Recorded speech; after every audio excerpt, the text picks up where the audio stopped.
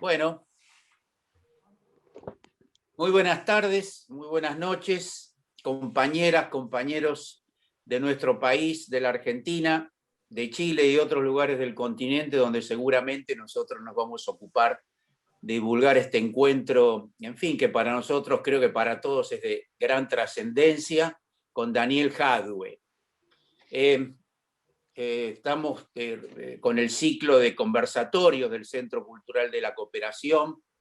Les recuerdo que hicimos en los últimos meses un encuentro con Abel Prieto, el exministro de Cultura de Cuba, con Adán Chávez en oportunidad de las elecciones venezolanas, con Gabriela Rivadeneira en oportunidad de las elecciones en Ecuador, hicimos con compañeros de Bolivia, de Uruguay.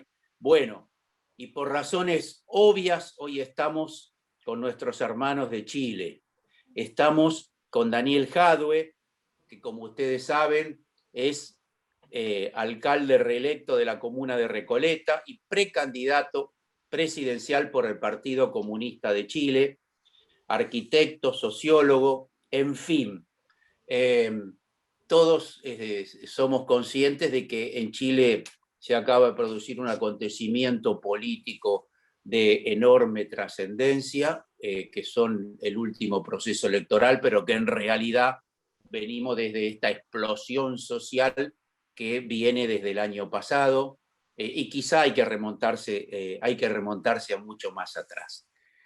Así que le asignamos una gran trascendencia, le agradecemos muchísimo a Daniel Jadue por este encuentro, y vamos directamente a una primer pregunta, ¿no es cierto? Ahí hay hay un fenómeno que yo creo que es muy, muy interesante, que es la emergencia de nuevos protagonistas, de nuevos líderes y lideresas de carácter social, que relacionados con los feminismos, con la ecología, con otras minorías, con la juventud.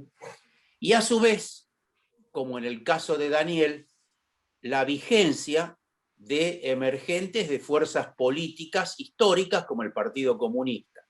Y a su vez, otros núcleos denominados independientes, que seguramente debe ser algo bastante heterogéneo.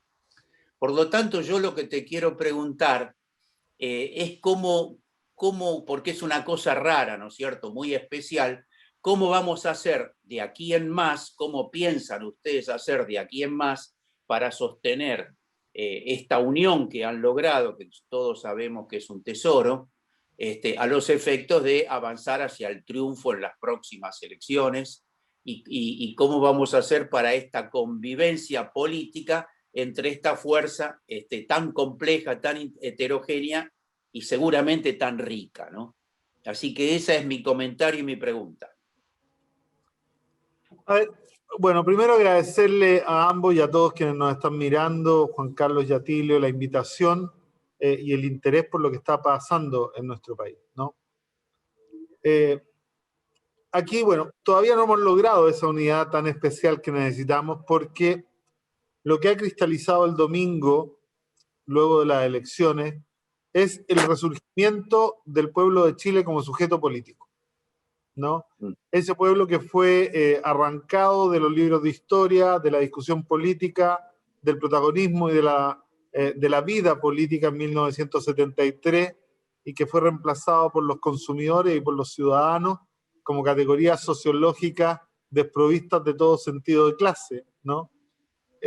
Está de vuelta, y está de vuelta de manera intempestiva, y efectivamente, como tú bien lo dices, con una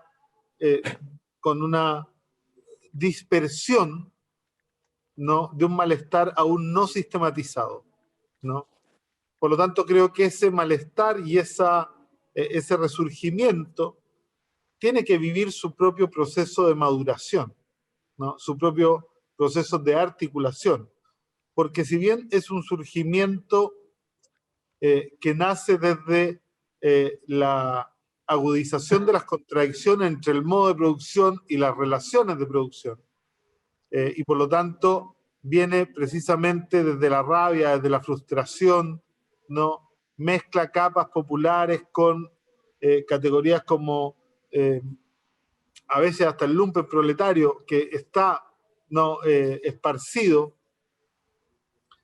todavía no tienen una vocación de poder definida y sistematizada. De hecho, uno habla con los compañeros y las compañeras y ellas dicen, mira, estamos aquí para pedir la libertad de los presos políticos, ¿no? Estamos aquí porque queremos efectivamente justicia y queremos... pero efectivamente tú todavía no ves que sean, por ejemplo, un cuerpo, ¿no? No hay interlocutores válidos que permitan relacionarte con todos. Tienes que conversar con todos si quieres conversar con todos. Y este es un esfuerzo que yo espero que comience a decantar en las próximas semanas, porque es un proceso, vuelvo a decirlo, de resurgimiento del pueblo como sujeto político, pero en estado absolutamente embrionario. Y aquí hay que ver que este proceso puede no ser muy diferente a lo que pasó con Podemos en España inicialmente, a lo que pasó en Chile hace algún tiempo con el Frente Amplio, ¿no?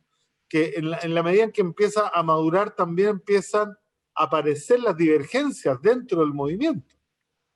Claro. ¿No? Por ahora son solo el pueblo, pero el pueblo muy permeado por los valores del neoliberalismo, aunque tengan un programa antineoliberal, en el sentido de que son muy individualistas, son muy alejados de cualquier tipo de organización política, ¿no? Son muy antipartido y además creo yo que con esta deformación que proviene de la dictadura, de meter a todos los partidos en la misma bolsa de gato, no importa si son partidos que siempre estuvieron en posiciones más justas y correctas o que siempre estuvieron equivocados, son para ellos todos lo mismo y por lo tanto yo creo que ahí hay un proceso que tiene que de una u otra manera irse sistematizando, pero además madurando para desarrollar vocación política y vocación de poder político.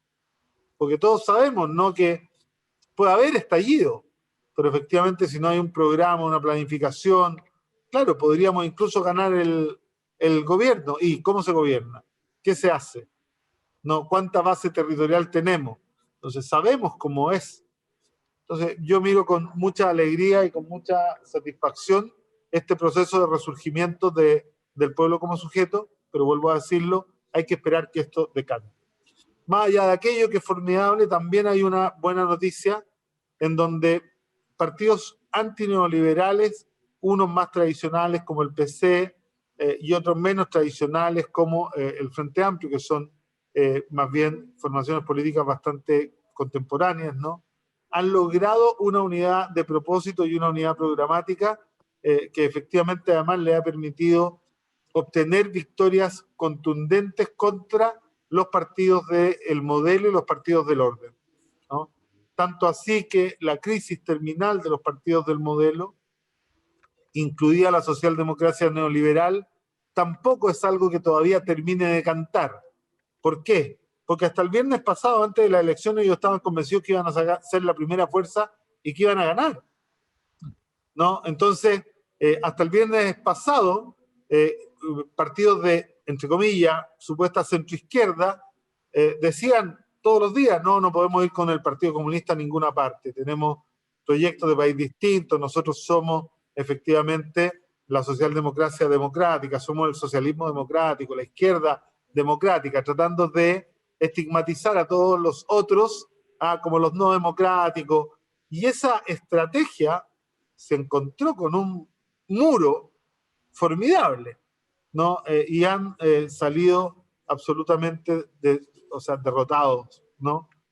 Tanto así que el viernes en la noche estaban llamando ya a que se abrían a una primaria amplia y a poder unir, porque efectivamente veían que ya no tienen ninguna posibilidad de ser gobierno, entonces veamos cómo nos juntamos con las fuerzas que sí pueden ser gobierno para ver cuánto nos toca. Y eso nosotros sencillamente no lo aceptamos. Nosotros habíamos estado hace mucho tiempo trabajando para volver a construir el eje histórico PS-PC en Chile. Y estuvimos a punto de lograrlo, pero efectivamente tuvimos un traspié bastante potente y muy desagradable, además porque a las 9 de la mañana estábamos conversando esta posibilidad de reconstruir ese eje, pero cuando había que llegar a firmar, ellos venían con un paquete de contrabando, con todos sus amigos neoliberales debajo del brazo, pidiéndonos que les aseguráramos cupos parlamentarios, de tal manera que ellos no se vieran mermados, en una actitud, francamente, que demostraba que no han entendido nada de lo que está pasando en Chile, ¿no? Entonces, eso fracasó, pero por de pronto ya está, y vamos a trabajar para conseguir la unidad con el pueblo de Chile, que es la única que interesa, la unidad con ese pueblo como sujeto político, y esperamos poder avanzar lo más que podamos en ello, ¿no? Dale, Atilio. Bien, sí, ahora, dime una cosa, la lista del pueblo ha sacado, digamos, el mayor número de constituyentes. ¿Cómo está eso? Porque acá ha llegado informaciones muy confusas, veo que van variando. ¿Podrías actualizarnos un poco cómo quedó finalmente? A ver, ellos sacaron cerca, creo, mira, no tengo los datos completos, pero cerca de 28 constituyentes. Nosotros creo que anduvimos por los mismos números, un poco menos que ellos. El problema es que la lista del pueblo no es una lista monolítica, no es una lista que tenga un solo programa. Tiene algunas demandas que son transversales a todos, pero tú miras y efectivamente es un grupo bastante diverso, que vuelvo a decirlo, son individualidades que en sus territorios cada uno estaba legitimado, profundamente legitimado por la lucha social, ¿no?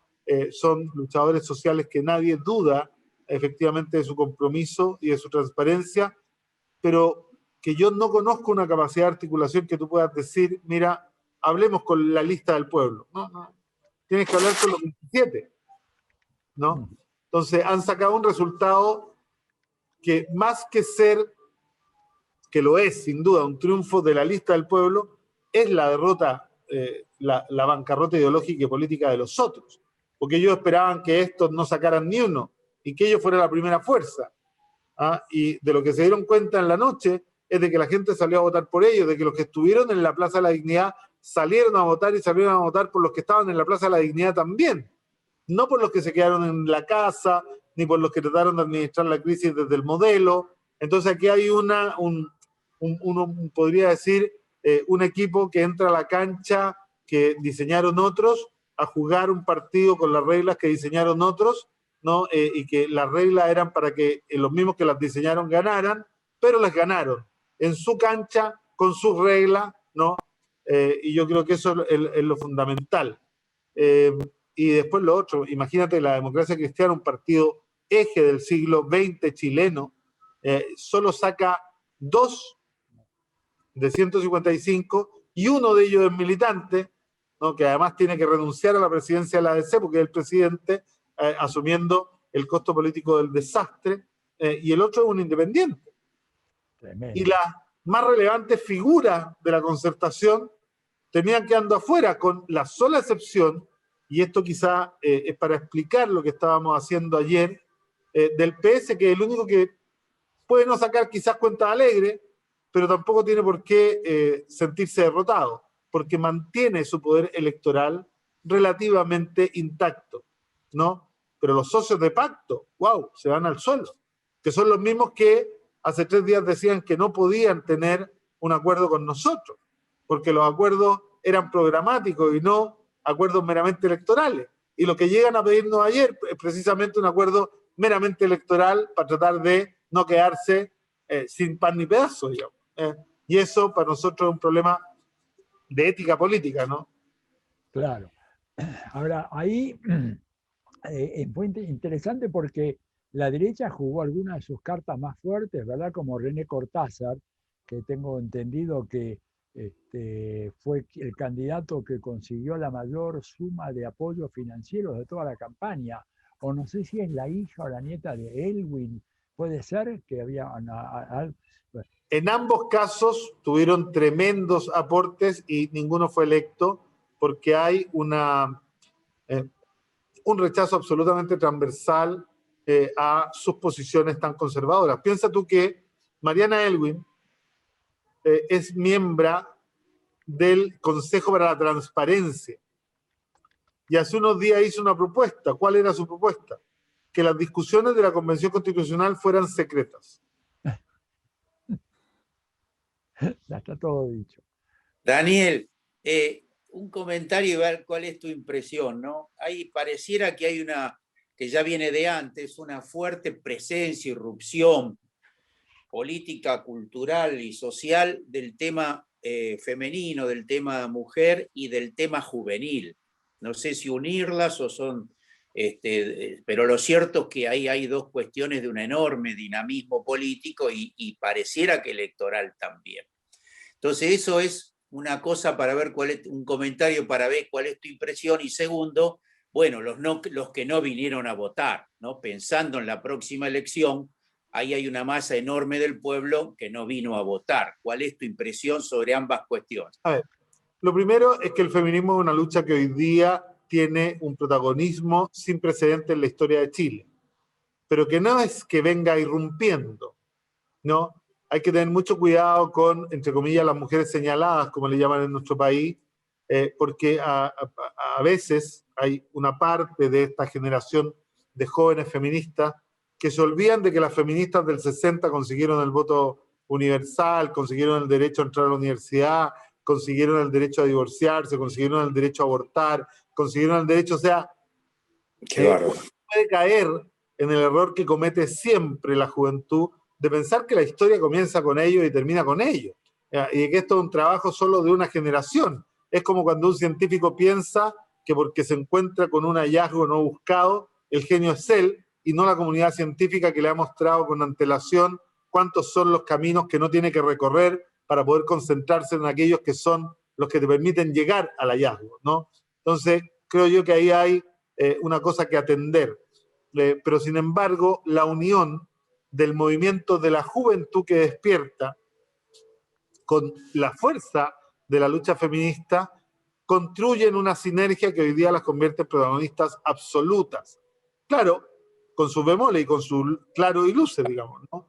Porque hay algunos que llevan también el relato a discursos que finalmente también generan animadversión, ¿no? O sea, hoy día es tiempo de mujer.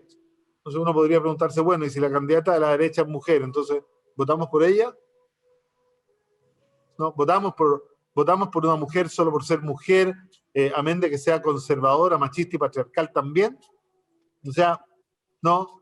O esta discusión de si efectivamente el feminismo es patrimonio exclusivo de las mujeres, porque hay algunas que incluso tienen una actitud muy patriarcal de decir, no, las únicas que podemos, entre comillas, no, dar esta lucha somos nosotros. Bueno, desde el marxismo nosotros respondemos con algún matiz con ello, pero respetamos su rol protagónico y su rol principalísimo en una lucha que tenemos que asumir todos tarde o temprano como propia para poder superar el modelo, porque sí entendemos que neoliberalismo y patriarcado son dos caras de la misma moneda, ¿no?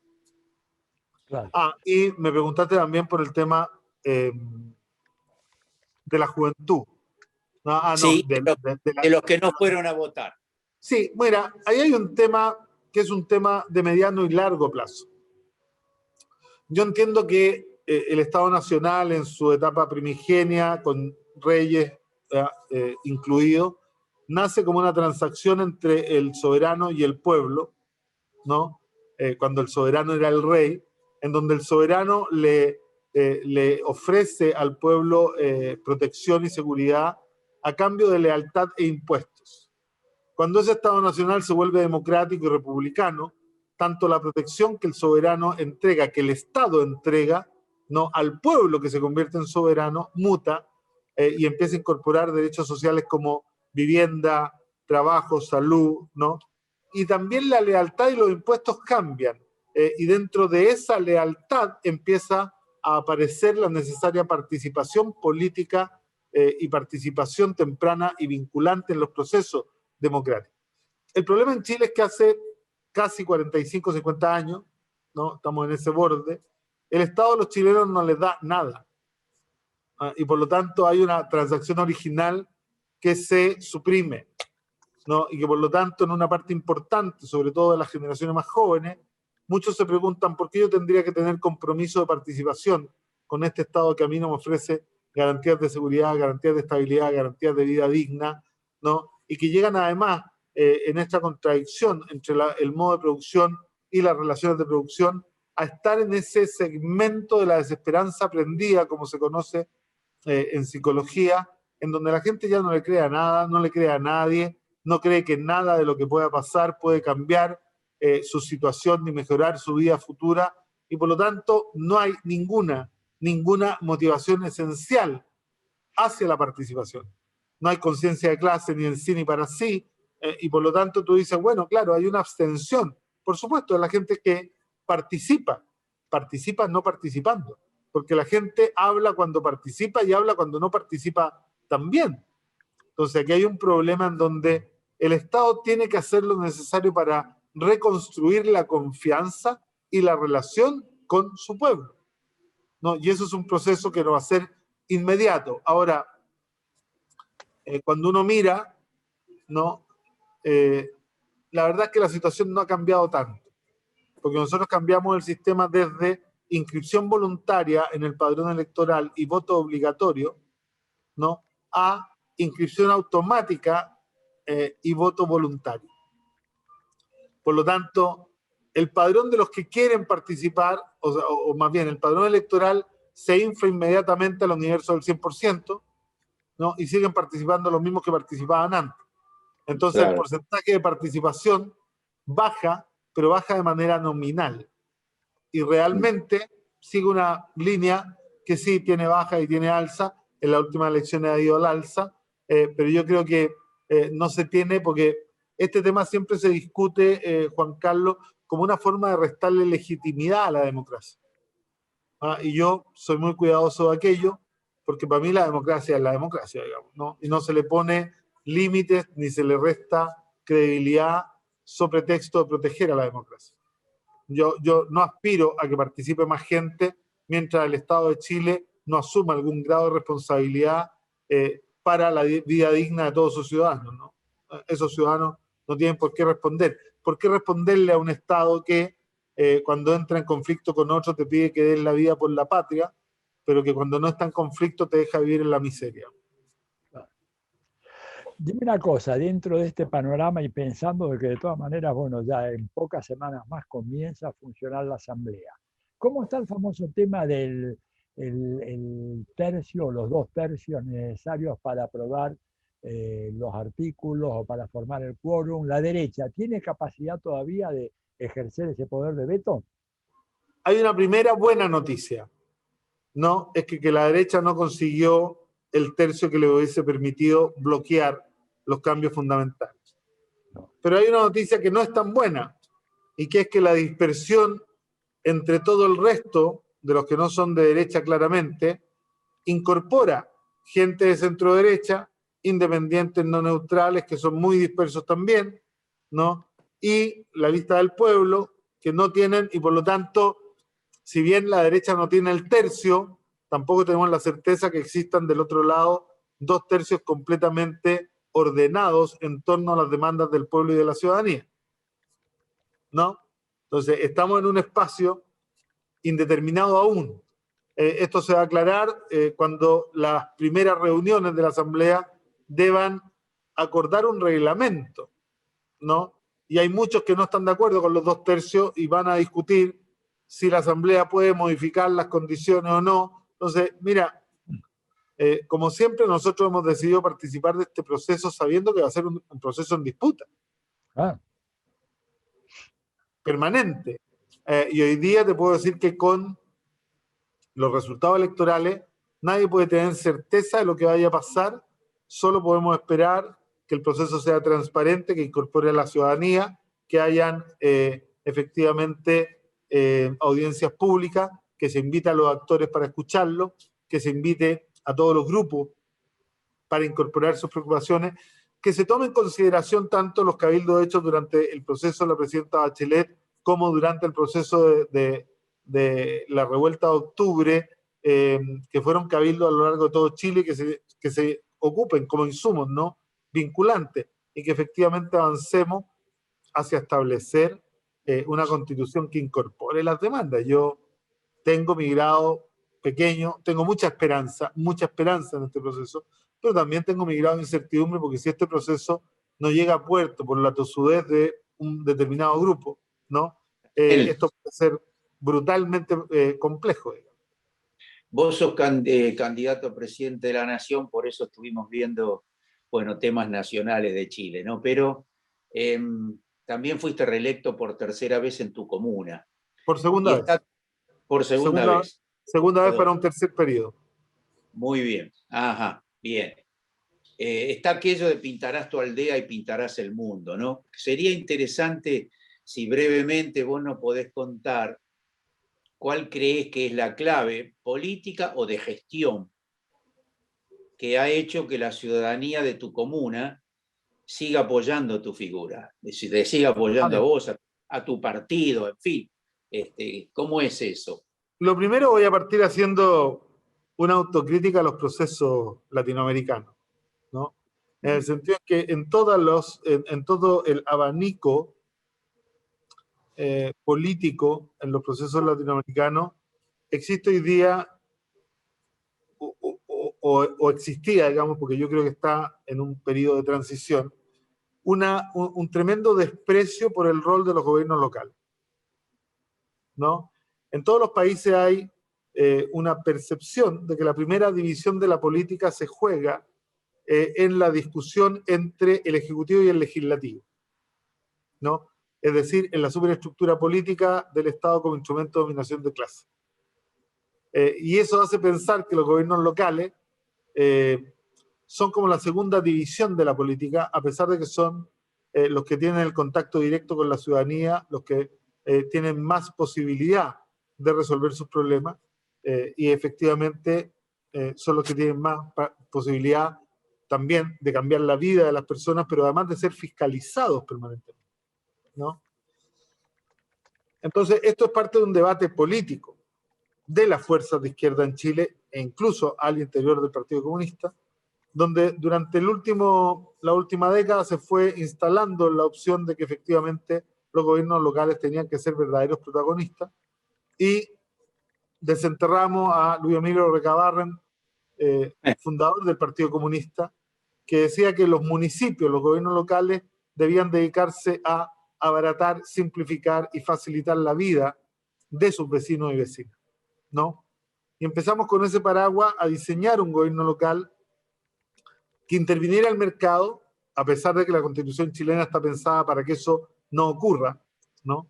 Pero nosotros logramos dar con una fórmula que nos permitió empezar a intervenir los mercados abusivos en el marco del territorio comunal, y eso generó un cambio brutal en el país y abrió una discusión brutal, tanto así que algunas de las medidas que nosotros hemos impulsado la han copiado más de 150, 200 gobiernos locales, incluso de derecha, ¿no? Entonces, fue como meter una cuña al modelo, porque en el fondo el modelo cuando te plantea, no, mira, tenemos un Estado subsidiario y el Estado efectivamente no puede incurrir en actos de comercio, de tal manera que no puede incurrir en actividad económica. Bueno, pero se les fue algo, no eran tan blindados ni tan inteligentes, porque claro, el acto de comercio se define por el acto de compraventa y por la fijación de precios, que es cuando tú compras un valor y vendes a un valor distinto para meter en la diferencia tanto la utilidad como el costo operacional. Pero si tú compras a un valor y vendes al mismo valor, no hay acto de compraventa y por lo tanto eso sí, nadie se había dado cuenta, pero le estaba permitido al Estado, porque ahí no era inconstitucional. Entonces nosotros diseñamos un sistema en donde el mercado podía intervenir en el ámbito del gobierno local, cualquier área de mercado, ¿no? Asumiendo los costos operacionales dentro del presupuesto general del municipio, ¿no? Y comprando las cosas a un valor y vendiéndolas al mismo de tal manera de que llegaran a precio justo. Y diseñamos varias iniciativas como la farmacia popular, la óptica popular, librería popular, disquería popular, audiología popular, odontología popular. Abrimos las escuelas hasta las 10 de la noche todos los días, de tal manera que los jóvenes la pudieran ocupar de manera indistinta. Democratizamos el acceso a los recursos con subvenciones universales. Pusimos cogobierno estudiantil y docente en los colegios, cogobierno en los centros de salud, ¿no? Llevamos la salud primaria no invasiva a las juntas de vecinos de tal manera que se extendiera esta frontera, esta última frontera del Estado que estaba alojada en los municipios hacia las organizaciones sociales para incorporarlas, entendiendo que ellos son el Estado, que ellos son los dueños de los recursos, los dueños de la infraestructura, y esto generó un cambio y una transformación cultural notable en Recoleta, ¿no? Instalamos la Universidad Popular, la universidad abierta, digamos, en Recoleta. Hoy día hay profesores universitarios dando clases de los mismos ramos que hacen en las universidades, en todas las escuelas y liceos públicos, entre las 7 y las 10 de la noche, sin ningún tipo de requisito, de manera voluntaria, con más de 120.000 alumnos al año. Wow. Qué bárbaro. O sea, aquí, y de las otras municipalidades. Entonces, claro, fuimos creciendo, ¿no? Teníamos el 2% de los votos de los comunistas en la comuna. Subimos en 4 años al 10, subimos en 4 años al 18, después subimos al 41, ahí salimos electos, seguimos con el proceso de transformación, subimos al 56 y seguimos trabajando, y hoy día subimos al 65, pero además en la elección del Consejo Comunal elegimos 5 de 8 para los comunistas, ¿no? Y esto ha ido demostrando, además logramos con este programa que nace en la comuna de Recoleta, pero que se transforma junto con los otros gobiernos locales comunistas en un programa comunal del Partido Comunista de Chile. Logramos ganar la alcaldía más relevante del país, desde lo simbólico, que es la alcaldía de Santiago, con la compañera Iracy Hasler, y tuvimos un avance significativo en comunas en donde jamás nos hubiésemos imaginado, ¿no? Hace 10 años que el Partido Comunista pudiera llegar. Hoy día, por ejemplo, en concejales, somos el partido con más concejales en la región metropolitana de Santiago, la primera fuerza política en concejales. Entonces, hemos ido transformando la realidad, pero desde la base del modo de producción, no desde la superestructura política que creemos que es uno de los grandes errores de muchos de los procesos latinoamericanos de izquierda, que, para hacerlo sintético, no han logrado cambiar la base productiva, han estado basados en un personalismo muy fuerte, ¿no? Y por lo tanto lo hace vulnerable porque dependen de estas personalidades fuertes, no del colectivo. Aquí hay un trabajo colectivo, tanto así que les puedo comentar algo, ¿no? En esta campaña que acaba de terminar, yo casi no estuve un día en la comuna de Recoleta haciendo campaña, porque me tocó ir a hacer campaña a todas las comunas en donde teníamos candidatos y asumir el apoyo a los otros candidatos, ¿no? En todo Chile. Pero sin embargo el colectivo de dirección del proceso Recoleta fue capaz de hacer una campaña casi sin el candidato, donde yo jamás he participado en una reunión de la dirección del comando, no he participado nunca en la reunión de la dirección colectiva, porque esto no es el proyecto de una persona, es el proyecto de un colectivo, y siempre el colectivo es mucho más sabio que el individuo. Entonces yo soy efectivamente un instrumento para la transformación, ¿no? Bueno, y ese equipo colectivo, sin la presencia del alcalde que estuvo recorriendo todo el país, fue capaz de obtener 65% y 5 de 8 concejales, ¿no? A ti le vamos por la última porque tenemos 10 minutos. Dale, Bueno, dime una cosa. Bueno, una muy breve. ¿Qué pasó con esta famosa Pamela Giles o algo así, que en un momento determinado los diarios le inflaron, parecía que se iba a comer la convención constituyente y creo que ni siquiera salió electa?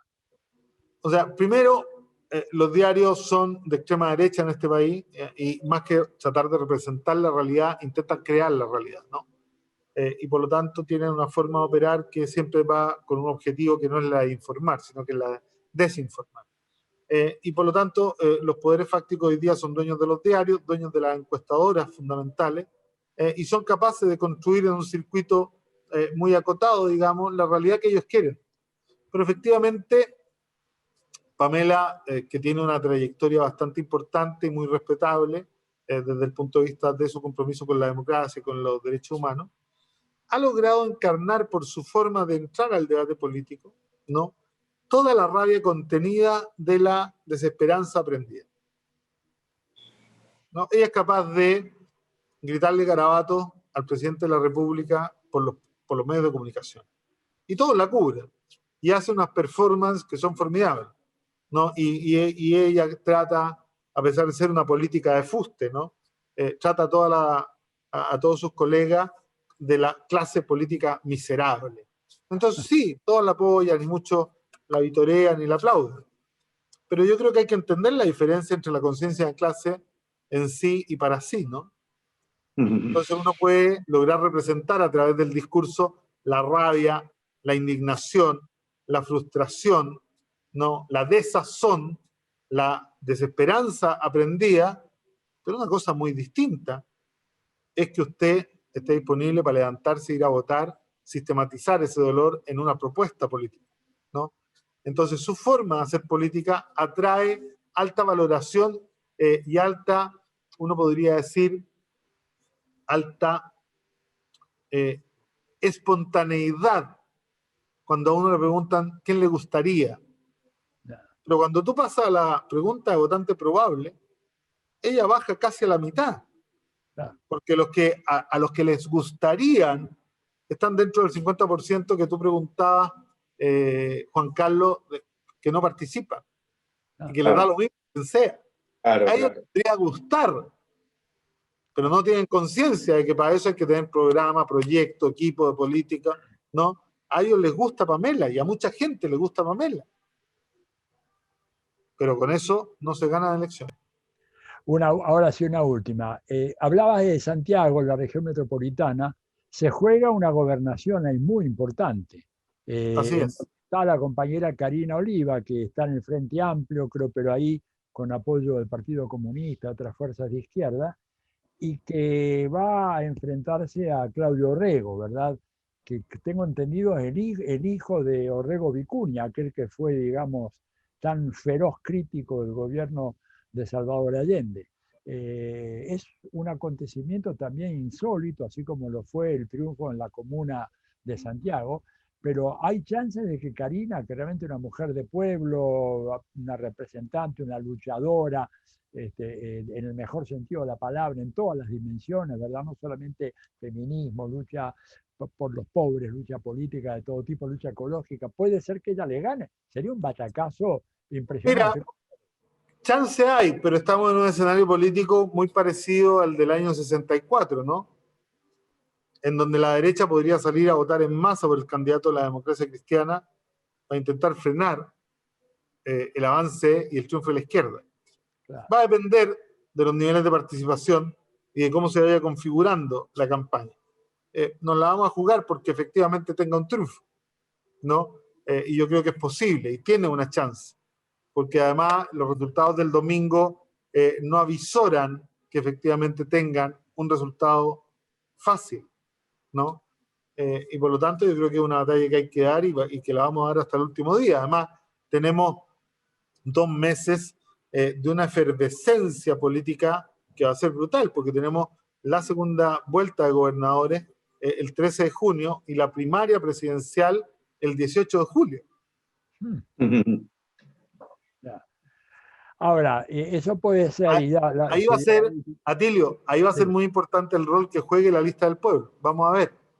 A ver cómo juega. Vamos a ver si llaman a votar, si no llaman a votar, si levantan los brazos y dicen que les da lo mismo, que son todos de los partidos políticos. Bueno, vamos a ver. Eso también va a marcar cuál sea la proyección que pueda tener este movimiento como movimiento. Claro.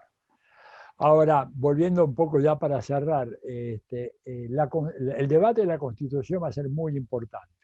Ahora, la garantía de que pueda ser un debate productivo y que proponga para Chile una nueva Constitución democrática, animada por un afán de justicia social y de encauzar todas las grandes luchas, va a ser de que estas deliberaciones estén acompañadas por una movilización y una presencia permanente del pueblo en las calles de Santiago. No sé Así si es. estoy de acuerdo con eso, porque hay muchos que dicen, bueno, no, en el recinto, no. Si queda solo en el recinto va a salir una constitución pésima. Tiene que haber la gente en la calle afuera presionando para que realmente se pueda lograr una constitución que signifique un salto en función de las grandes luchas, sobre todo de octubre para acá, ¿no? De octubre del 19 Así para es. acá. ¿Estás de acuerdo con eso? Absolutamente es la propuesta del partido. La constitución se va a discutir y a diferencia de lo que piensa la extrema derecha y la derecha y una parte del centro como Mariana Elwin, esta tiene que ser una discusión transparente de cara a la ciudadanía. Si alguien piensa que esta es una discusión en la cual la ciudadanía no va a participar, esto va a ser un fracaso. No, perfecto. Bueno. Bueno, Daniel, como asumimos un compromiso con vos porque tenés otros compromisos, estamos, bueno, infinitamente agradecidos. Ha sido un encuentro no solo fraternal y cálido, sino seguramente muy interesante y valioso para tanta gente que lo va a escuchar, que te va a ver. Aquí en la Argentina hay una gran expectativa por este fenómeno político de Chile. Además, bueno, somos un pueblo hermano por nuestra historia, por la música, en fin, etcétera, etcétera. Es una alegría ver una vez más el retrato de Salvador Allende ahí, que te acompaña allí atrás, personaje histórico que nosotros también amamos. Y bueno, en nombre del Centro Cultural de la Cooperación Floreal Gorini, con Atilio te agradecemos muchísimo por este encuentro con nosotros y te reitero nuestro compromiso de generar una gran divulgación de este encuentro en nuestro país y en el continente. Bueno, para mí es un orgullo estar con ustedes, la verdad, le tengo gran admiración. Soy un lector de todo lo que Atilio escribe, de todos sus libros, y por lo tanto me siento honrado de que a ustedes les aparezca interés, no solo en el proceso chileno, sino que además en conversar con nosotros. Estamos disponibles para cuando ustedes lo requieran y cuando lo encuentren útil y necesario, ¿no? Así que les agradezco mucho este espacio. Y le mando un saludo también a todos y todas las compañeras y compañeros que nos están viendo y que nos van a ver seguramente en este espacio. ¿No? Que esté muy bien. Un gran abrazo y muchísimas gracias. Hasta pronto. Hasta pronto. Chao.